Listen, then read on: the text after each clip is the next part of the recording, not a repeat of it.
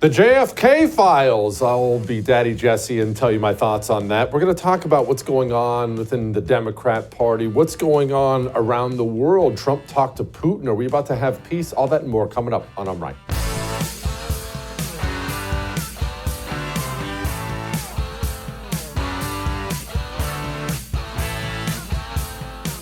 Okay, before we get to the Democrat Party, let's go ahead and get the flashy headline out of the way.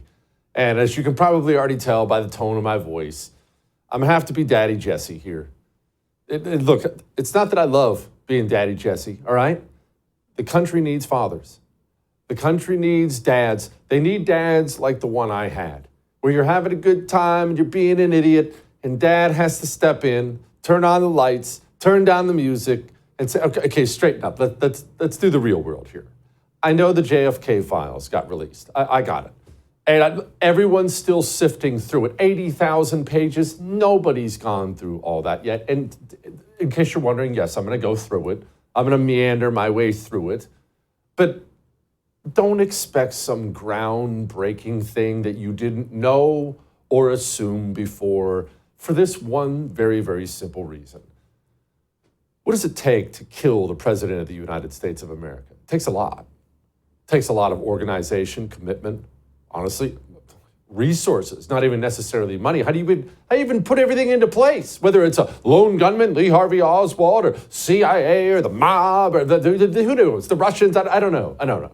But do you honestly think that they found a way, whoever it was, to kill the President of the United States of America, and then they just kind of left the evidence sitting around for 60 years? Come on. It's not going to be anything. And I know in the interest of ratings and headlines and everybody wants to pop JFK files. I'm supposed to come here and act like this is like some groundbreaking thing. Come on. We all know what it's going to be. Let's move on and talk about the real world, shall we? Oh, by the way, I should say, in all fairness, I do applaud Trump for releasing it because there is such now between the American people and their government, understandably, that the only way you can repair that is opening the books. And so while this is not some groundbreaking thing, books being open is a good thing. I'm glad you can read it. I'm glad I can read it. It's all good, but it's not going to be anything. Now let's discuss what's taking place right now inside the Democrat Party. And to do this, I'm going to kind of walk my way into where Chuck Schumer is today and Hakeem Jeffries and Nancy Pelosi, but we're going to rewind just a little bit because I think it'll help understand what they're going through. And this is great news. I'm enjoying this. This is better news than the JFK files. So first, let's discuss Barack Obama, because a lot of this comes back to Barack Obama. There have been Democrats and Republicans since basically forever in this country. There's nothing new. You had your Clintons and Reagans and the Fords and Carters, and you had all these types. But Barack Obama came along and he really, really changed so much. And he changed so much for this reason. He's very, very sharp. Don't send me your emails. I hate him. That's not what I said, okay? I hate him too. But he's very sharp, very charismatic. And what he did was he knew how to put on a very moderate, reasonable, very charming face, soaring speeches. He knew how to cloak what was actually inside of Barack Obama, and that is born and bred hatred of America. We've had plenty of bad presidents, Republicans and Democrats, right? I can't stand FDR, right? But FDR didn't hate America. I can't stand Jimmy Carter. He was an awful president. That's almost universally acknowledged. Terrible, dreadful. Did Jimmy Carter hate America? I don't think I'd go that far. Barack Obama did. That's how he was raised. Frank Marshall Davis, he hated America. But again, he knew how to mask it like most communists do. So he got into office using all that charisma. He gets into office, but when he got into office, he did something totally different.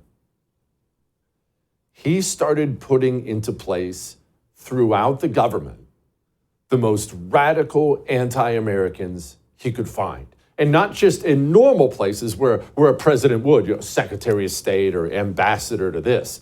Barack Obama, he cleaned out the FBI. You're gone, you're gone, you're gone, you're gone. Who's he putting into place? He's putting into place committed Maoists who will go after his political opponents. And he did this branch after branch, piece after piece of the federal government. 8 years, we had an anti-American remaking this country, and more importantly, for the purposes of where we're at today, remaking the Democrat Party. You see, he got into office pretending to be some moderate, very reasonable guy. Cool, hey, look at my NCAA bracket. But the people he brought in, they didn't feel the need to mask any of that. He brought into and mainstreamed people like Newland, Lisa Monaco, Susan Rice, real born and bred American haters who would implement that vision and change the Democrat Party. And the Democrat Party slowly but surely changed under Barack Obama. And they began courting the most evil, depraved anti-Americans in the country. This is all taking place under Barack Obama's presidency. Now, towards the end of that, the American people, I'm not talking about you, you always knew what was going on, but the normies, the norms, the people who kind of half pay attention, they didn't realize what Barack Obama was, even at the end of his 8 years, but they knew something seems off, something seems wrong. They elected Donald Trump. Then Donald Trump, and all of us, frankly, discovered what Obama had been doing. We didn't truly discover it until Donald Trump got elected. When Donald Trump was completely destroyed, his first presidency completely destroyed from within the government by all the communists, Obama put it into place. He put into place a system of radicalism, full-blown cultural Marxism.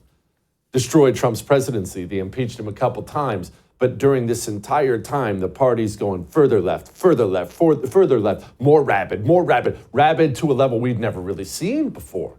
Are you still shocked sometimes? You turn on the television, there are Teslas burning in a parking lot, and you're thinking, what in the world?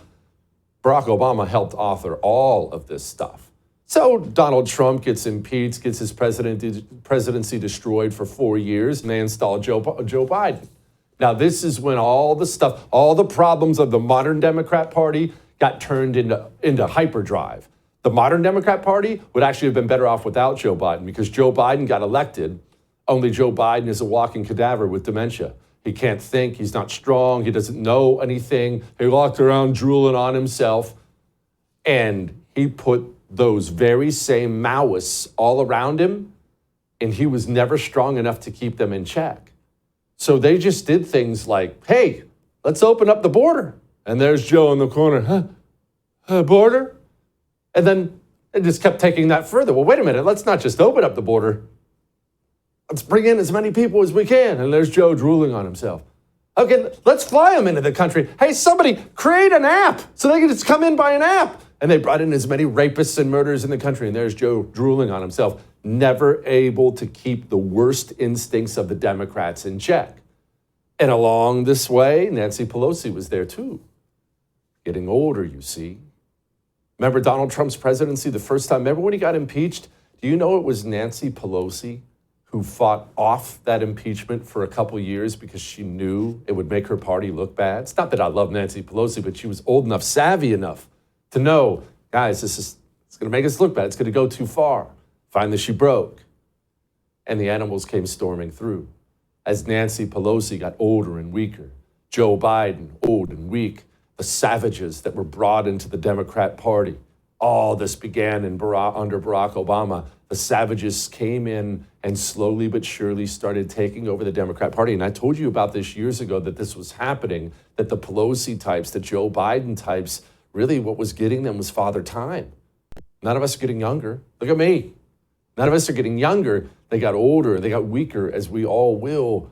And soon you couldn't hold back the AOCs anymore. You couldn't hold back the Rashida Tlaibs, the Jasmine Crockett's. So what happened recently? What's going on? Well, Chuck Schumer had an option. He's the most powerful Democrat, really in the House or Senate, but in the Senate, he's the most powerful Democrat. And they had that continuing resolution coming through. And Chuck Schumer was presented with two options. And of course, he's not going to like either of them. That's part of being in the minority. We've been in the minority many times before. His options were, I can get a few Democrat votes and get this CR passed, or I can stop it and shut down the government, which Democrats would have to own.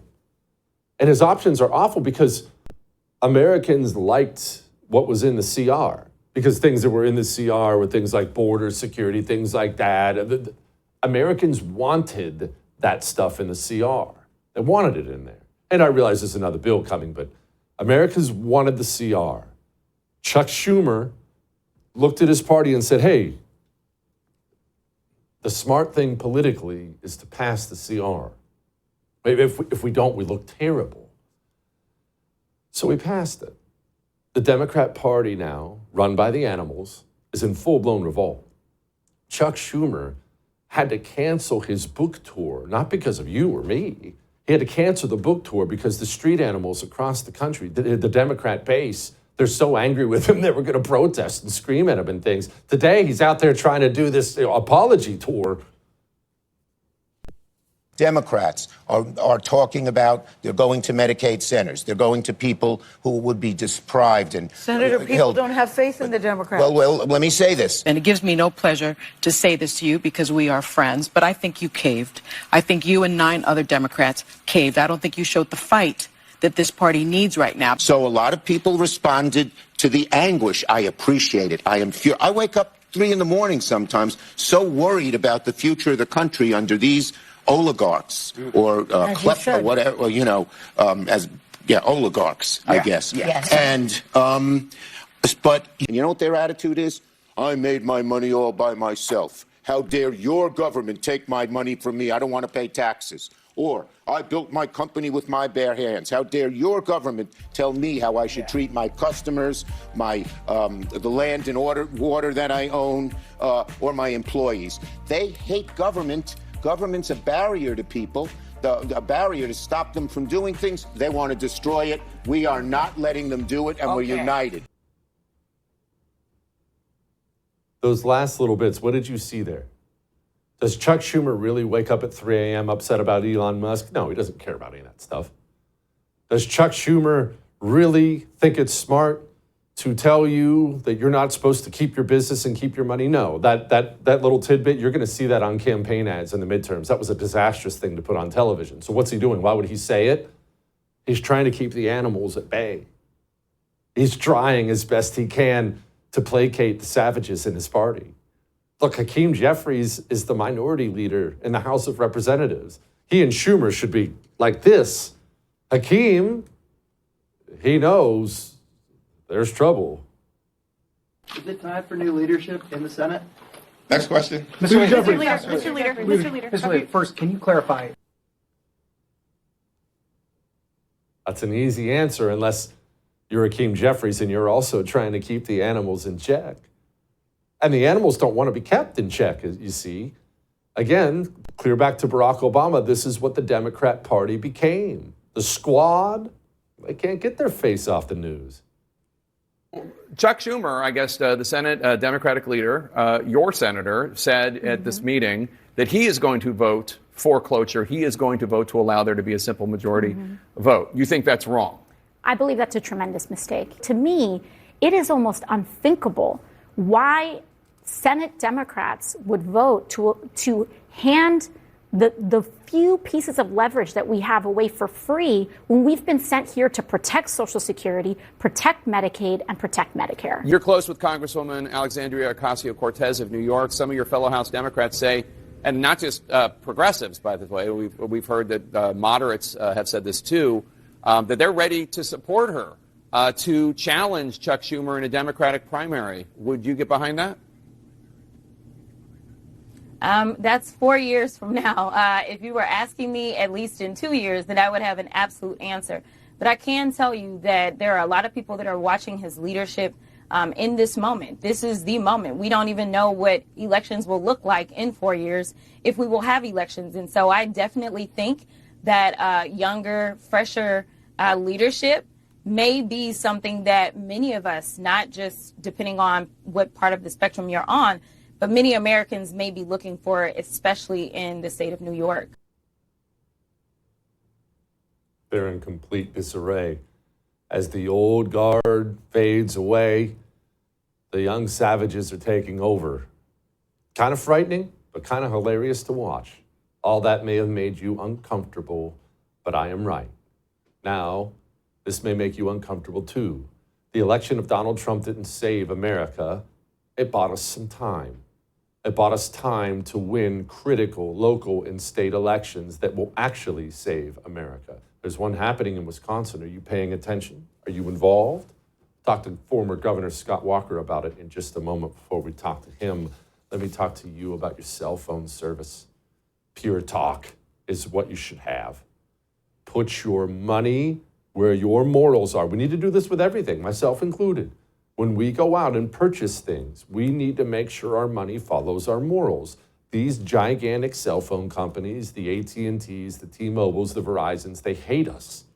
They've made that crystal clear. They take our money and throw it at the most putrid cause. It's our money. We pay for all that. Pure Talk's never done that to you. Their CEO walked the jungles of Vietnam for this country. They hire American citizens, and they'll save you money. Why wouldn't you switch? puretalk.com/JesseTV. We'll be back.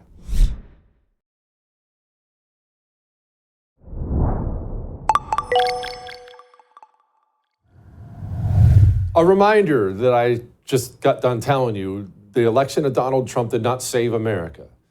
It bought us some time. We have 1,000 more battles to fight, legal and local, in order to save this country. We cannot win presidential elections and then sit back on our hands and say, whew, thank goodness, save us, Trump. That's not how it works. We have a lot of work to do, including work in the critical swing state of Wisconsin. Did you know there's a big fat election there, an important one? Joining me now, former Governor Scott Walker, president of the Young America's Foundation, joins us to talk about that. Governor, what's happening in your state?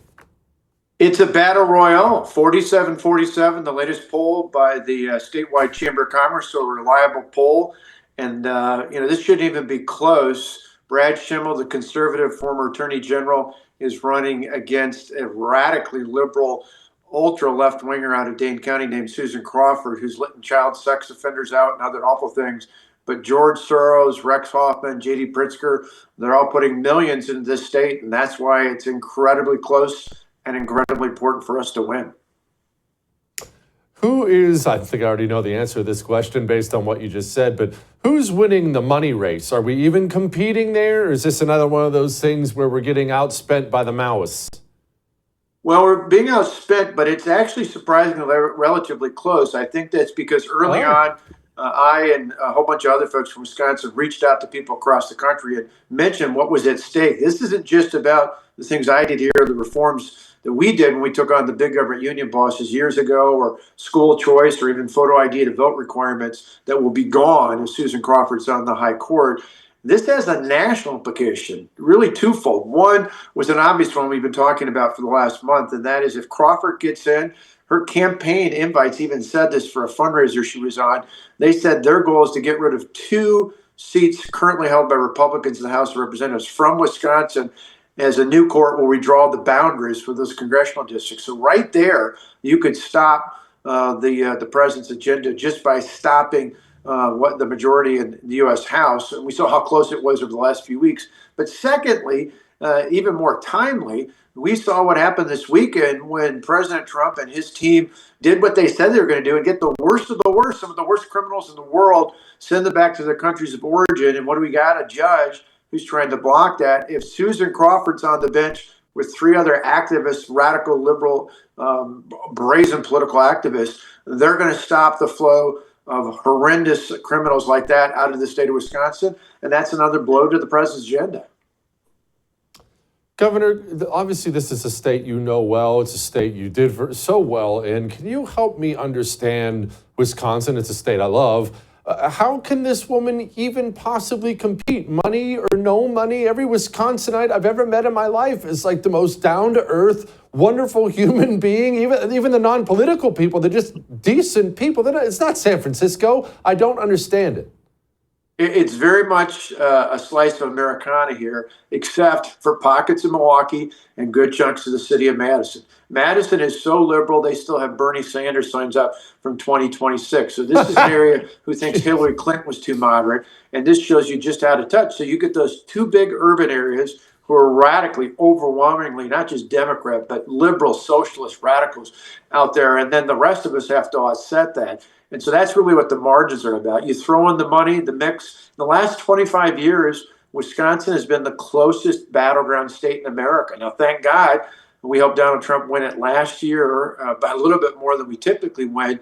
But what we need now more than ever, all those people who voted for Trump and Vance in the fall have to show up this spring. Traditionally, there's a huge drop-off from people who vote in the November election versus those who vote in the April spring election. If we carry just a fraction of those people we won with last fall, we'll win this election. But we got to wake those folks up. And it's why I hope President Trump will come here to Wisconsin between now and April 1st and actually campaign for Brad Schimmel, because I think Donald Trump can win this race for us.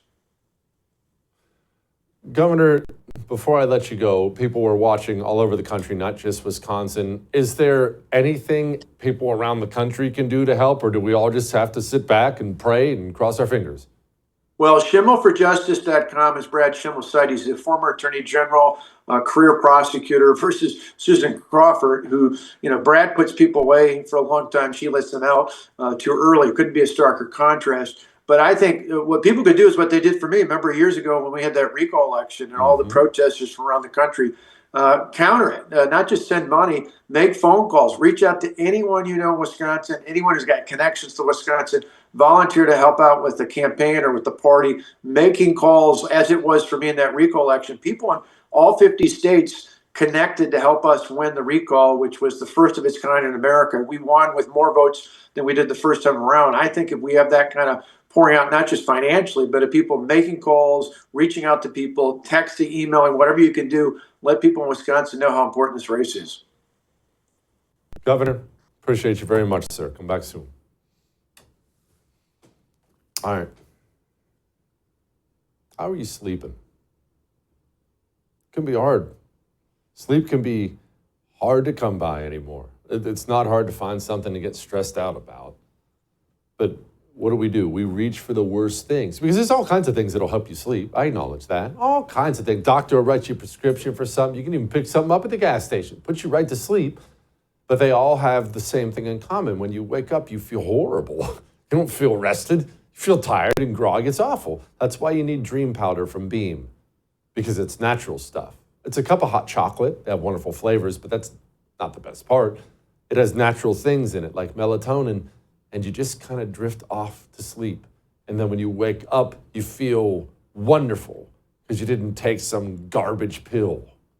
Shopbeam.com/Jesse Kelly gets you up to 40% off. Go try a bag of it. Tell me what you think. We'll be back.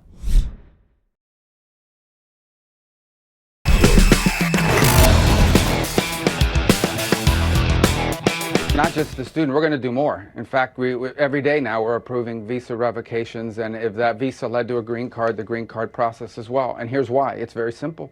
When you apply to enter the United States and you get a visa, you are a guest. And you're coming as a student, you're coming as a tourist, or what have you. And in it, you have to make certain assertions. And if you tell us when you apply for a visa, I'm coming to the U.S. to participate in pro-Hamas events, that runs counter to the foreign policy interest of the United States of America. It's that simple. So you lied. You came. If you had told us that you were going to do that, we never would have given you the visa. Now you're here. Now you do it. So you lied to us. You're out. He's going to leave, and so are others, and we're going to keep doing it. There are so many things that become controversial that I don't understand why. I don't understand how any of this stuff is controversial. Maybe the great Bill Jacobson will explain it to me. Joining me now, founder of Legal Insurrection and professor at Cornell Law, Bill Jacobson. Okay, Professor, Mahmoud Khalil was a scumbag, came here as a guest, caused trouble, now he's gone. What's the controversy? What did I miss? You didn't miss anything. What you're missing is that we have, an organizational structure in this country which is meant to protect people like him against the force of our laws. So, he came here, and seemingly from the moment he landed here a couple of years ago, he's been nothing but depriving Americans of their rights. Remember, this is a guy who led an organization at Columbia University, which took over buildings, trashed buildings, basically took janitors hostage. That's all over the New York Post yesterday, interfered with students' ability to go to class. So this is a guy who did not respect Americans' rights And when he's called out on it and held to the terms of his visa and green card, which do not allow for this sort of conduct, he all of a sudden becomes a hero. So it's a fake outrage. It's the sort of outrage we've become used to, but we should not bow down to it. I'm glad you brought up the point because we might as well just wade into this ugly territory. The judges, everyone's outraged right now. We wake up to a new outrage every day, myself included, where the Trump administration tries to implement really anything. Deport some Hamas guy, send a bunch of MS-13 guys to El Salvador. It really doesn't matter what he does. Some judge will step in and stop it, and people are pulling their hair out. Look at me, Bill. I had a full head of hair yesterday. Now look at me. People are angry about the whole thing. How do we stop this without tearing the country apart? Because either we have to ignore these people or something. Well, the Supreme Court needs to do its job. Twice, the government has gone to the Supreme Court and said, put a halt to what these district court judges are doing. In one of the cases, a district court judge ordered that $2 billion be paid within 36 hours, and he didn't even know what the contracts were. The judge we're talking about in the news today ordered planes carrying the MS-13 and other terrorist groups out of the country to be turned around mid-flight. Judge couldn't have even known if the planes had enough fuel to do that, but ordered it. We've had 1 a.m. in the morning orders by judges. And what needs to happen is the Supreme Court needs to take control of the judiciary. And Justice Roberts is out there today complaining about all the criticism, but he needs to do his job.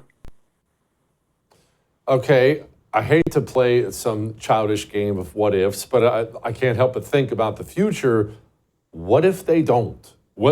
Where do we go from that? Look, they just had a chance. I realized that was a temporary thing and they're going to have a chance to make a more permanent ruling. I get that, but what if they let us down? They have before. Are we stuck? Well, the Democrats like to scream all the time about constitutional crisis. There really is no constitutional crisis other than the Democrats lost the election and they're utilizing and manipulating with some judges, connivance, the judiciary to try to take over the executive branch. Yeah, this is a problem. We have separation of powers for a reason. We have an appellate process for a reason, and the appellate process is not working. The district court judges, and this is why there's a lack of good faith, have been using a technique called temporary restraining orders. Temporary restraining orders, for the most part, are not appealable. And so what they've been doing, they've been creating these 2 to 4 week windows where you can't even go to an appellate judge. And the government tried to go to the DC Circuit, and the DC Circuit said, well, you can't appeal this TRO. And the Supreme Court basically did the same thing. So yeah, we're approaching a crisis level. We don't want to talk about it, and we're not going to suggest it, but we don't want to talk about what if the Trump administration just says, I'm not following your order. We want to avoid getting there. And Chief Justice Roberts, rather than lecturing people who are talking about impeaching judges, needs to lecture the district court judges to not go out of their lane. I mean, we have had some crazy, crazy rulings, which were then, insulated by calling them TROs, temporary restraining orders. So yeah, we don't like to talk about it, but let's hope we don't get there, because then you really do have a crisis. Yeah. It seems like it's all bad decisions to choose from. All right, let's move on and talk about some other things, mainly things to do with the court, like birthright citizenship. Obviously, it's just beyond absurd that we live in a country where you can step across the border and have a baby and it's an American citizen. That's just such a blatant violation of the law. But what are we expecting the Supreme Court to do about this? Well, if I had to wager, and I'm not a betting person because I always lose, I would wager that the Supreme Court is not going to touch it, that they will simply say that this is the way it's been for 100 years, and we're not going to change the current practice. They would be wrong. They would be wrong to do that. And I don't know if they will have the, fortitude to stand up to the public pressure. But there are very good arguments that historically the provisions in the 14th Amendment granting citizenship, which were meant to apply to newly freed slaves, were never intended to apply to people who are here illegally. And that's the key thing. There have been a couple of Supreme Court rulings, but always as to people who were here legally, permanent resident aliens here.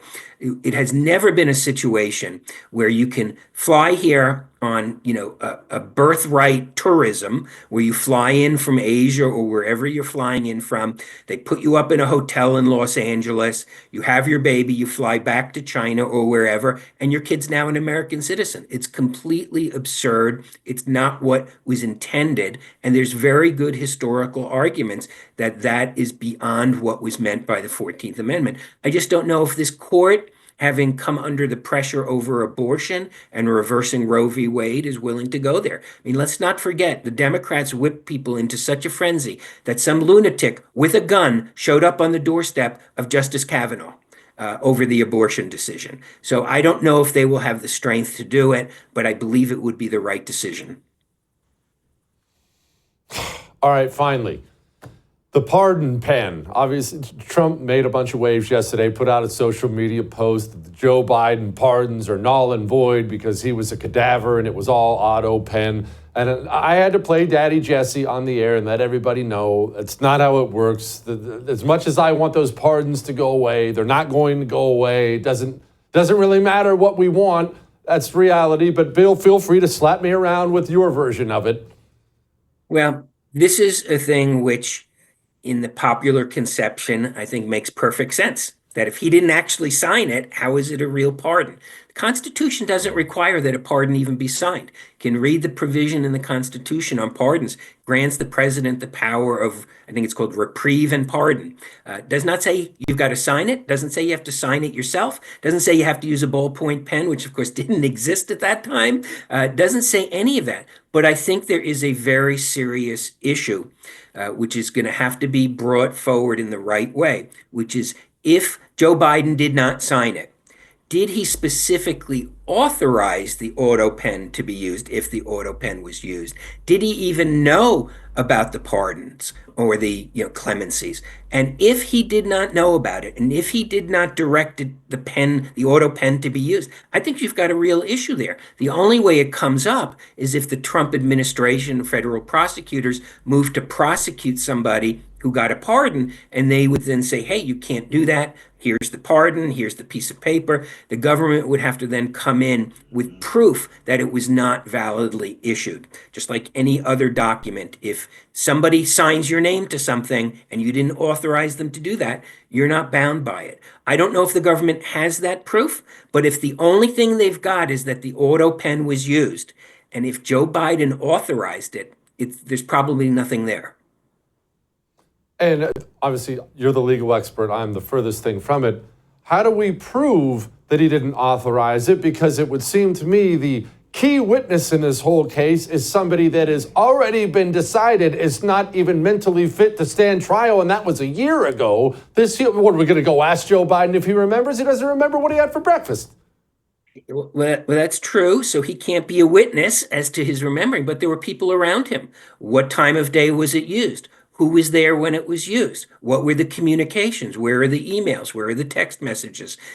Did he have communications when he was on the beach wherever he was, or on some island wherever he was? Was he communicating with the office on the day in which it was used? So you can build a circumstantial case, but you're right. Joe Biden can't be effectively a witness for himself. Federal prosecutors already have ruled, not quite that he's not mentally capable to stand trial, but that he was so damaged that no jury would ever, convict him of anything. So I think that it's a problem. And if the Trump administration is going to go that route, they really better do their research before they go that route. But if they've got the goods, then these could be invalid pardons. My fingers are crossed. I have more hope than I did yesterday. Professor, thank you so much. I appreciate you.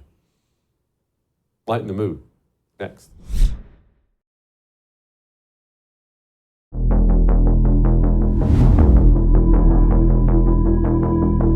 Well, good news is we continue to snatch very, very bad people out of Mexico, bring them back to the United States of America for justice. Kash Patel appears to be moving forward. Obviously, there's a lot more work to do within the walls of the FBI, but we'll take W's where we can get W's. Bad guys being pulled off the street instead of January 6 grandmas, I guess, is a good start. Joining me now, retired Army Colonel John Mills, author of the book, The War Against the Deep State. Okay, Colonel, Kash Patel, I know he's got a mountain to climb, and this is only the beginning. How's he doing so far?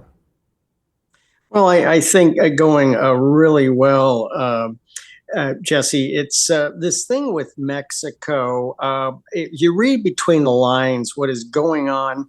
This is demonstrating cooperation from Mexico. Well, why weren't they cooperating with the Biden committee? Well, because obviously the Biden committee was incompetent in negotiation and couldn't have cared less about protecting Americans. But President Sheinbaum of Mexico, she's not really the president of Mexico. She's the president of Mexico City. And she knows she has a huge ungoverned space issue. Is she bought off and corrupt? I'll just pass on that question. But this shows this is demonstrating cooperation with the FBI. This is a good thing. Colonel, so far it's great, right? Don't take this as any kind of a complaint, but removing cartel leaders, getting them back to America where they can't escape and live like kings in prison, it's a good thing, but it's also not eradicating the cartels, as the Trump administration has said repeatedly is their intention. So this is clearly step one. What does step two look like?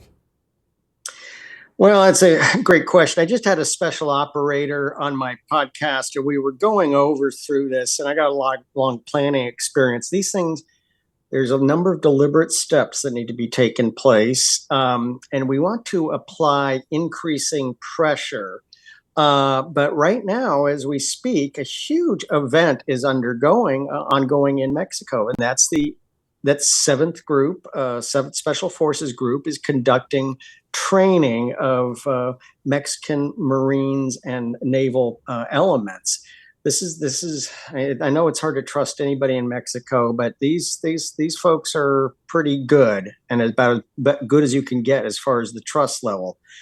Why are they training them? Well, they're training them to take on the cartels, but let's just be honest. This is also what's called advanced force operations, essentially laying the human terrain and network in preparation for possible strikes down the road. We've already heard CIA is flying Predator drones. We have manned intelligence aircraft flying. So it's all about mapping the battle space. So when we're ready to pull the trigger if that's necessary, we can pull the trigger. And when next time they're having an appropriate meeting, we just might be waiting for them.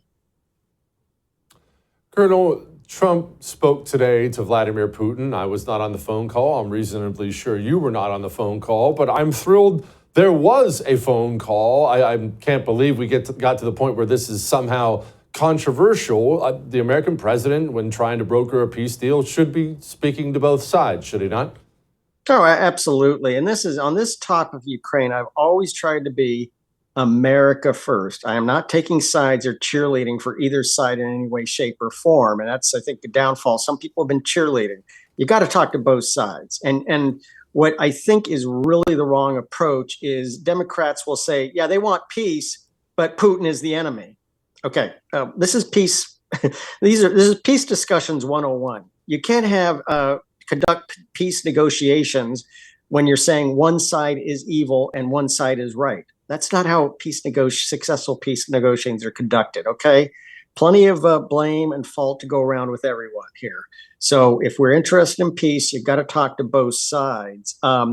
Now, I will make an observation. I think Zelensky, who had a beachhead inside of Russia with the Kursk salient, I think we call it stepping on your poncho. I think he really cost a lot of lives. and he cost his own significant bargaining point by choosing to have a dust up. And people saying, no, I mean, he was the one who I think handled inappropriately the engagement with President Trump and Vice President Vance. It was huge lost opportunity for Ukraine. And he really handled it poorly. The salient is down to less than a third of what it was. There's now Ukrainian forces surrounded, and I'm not hearing a whole lot more about this, but now there's been a report 20 NATO officers are inside one of the encircled areas. Oh. Why are there NATO officers? What's going on? Why were there NATO officers there? Colonel, I'm glad you brought up this point because it's something I've brought up on my show a couple times. One, I don't understand. Granted, I was just a dumb corporal, okay? So I'm certainly not a colonel or anything like that. I don't understand the thinking behind a counteroffensive at all when you don't have the numbers and you don't have a guaranteed way you're going to be able to logistically supply and maintain the route into your counteroffensive. I don't understand the thinking of that period, one. And two, doesn't this give Putin all the cards because he has a bunch of Ukrainian troops surrounded? If I'm Vladimir Putin, you've really got to sweeten the pot or I'm going to annihilate this army I've been fighting for 3 years. Well, Zelensky made a bad decision. You know, he found a weak point in the Russian front. He took advantage of it. Putin threw, and now Putin, that area was weak. That area was weak, and Zelensky was able to exploit it for a period, but that's where the North Korean troops were brought in, and it's been worn down. And again, because of that we're going to look back in history, that horrible decision by Zelensky. What did President Trump do? Said, okay, you want to dust up with me? Fine. We're temporarily cutting off intelligence. We're temporarily cutting off logistics flow. That cost him the salient, and shame on Zelensky for horrible decision-making. Good friend of mine, Sean Parnell, is at the Pentagon, and it warms my heart. He gave a little presser yesterday. Here's what he said. Will the Department of Defense commit to firing or otherwise disciplining any remaining leadership that were directly involved in the Afghanistan withdrawal? So we're in the process of figuring out what that investigation will look like. And so to your question of will people be held accountable? I think we have an obligation both to the American people and to the American warfighters who fought in Afghanistan to hold the leadership accountable in some way. Now, we don't know what that looks like right now, but to hold the leadership that was in charge of the Afghan withdrawal accountable. Because look, if you have a private that loses a sensitive item, that loses night vision goggles, that loses a weapon, you can bet that private is going to be held accountable. The same and equal standards must apply to senior military leaders. So, absolutely. Colonel, he's obviously correct about that, but it's not a system that we've had really since Vietnam, where the Flag Officer Corps are treated as if they're all these untouchable gods, and it really is chafing on the people who are in. Yeah, no, and you mentioned you were a lowly corporal. Never call yourself a lowly corporal, please. Very important position in the military. Sean is right on, and I think this is where we've got to get back into the mode. Excuse me, but of firing generals and admirals. It's called plucking. There's historical precedence for this. It's been done. And, you know, it really kind of started during the Vietnam days when Westmoreland just kept on asking for more and more and more and more. And it just became a quagmire of nothingness. We never fired Westmoreland. So we've got to get back into this business of holding generals and admirals, anybody in the military. You're not anointed by God. You're appointed. You can be removed. And you know the night vision goggle episode that he mentioned. Oh my goodness! Do you know how many times we fired people for situations like that? And now we've got to hold generals, and this goes into the pardon situation, and I think all these pardons are essentially. Let's start with General Milley.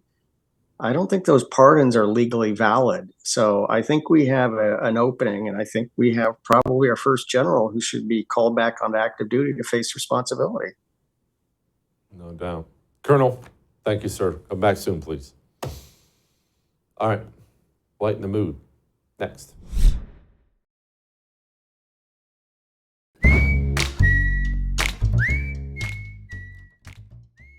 All right. It is time to lighten the mood. And I just can't help it. I enjoy greatly watching Donald Trump beat the living crap out of the American media. Sir, and when you signed the CR, Who are you with? Sir, I'm with NBC News. That's the same one. I don't want to talk to NBC anymore. I think you're so discredited.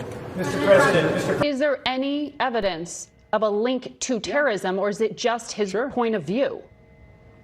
Yeah, they take over. I mean, you should watch the news. These guys take over entire buildings. We they covered vandalize it colleges. intensely. They shut down I'm colleges. asking about the well, then you should know. You say to those who claim you're using a 200-year-old law to circumvent due process. An old law? Not as old as the Constitution. We still pay attention to that, don't we? His consent is on the record talking about issuing preemptive pardons to these people. But was he aware of his signature being used on every single pardon? That's a question you should ask the Biden White House. Is there any evidence on that he wasn't aware of it? You're a reporter. You should find out. Mr. President, obviously you're concerned. You're concerned about the situation in Gaza. What are the hopes now to get the hostages back? She just became a big story tonight, right? Yes, sir. Did you see that?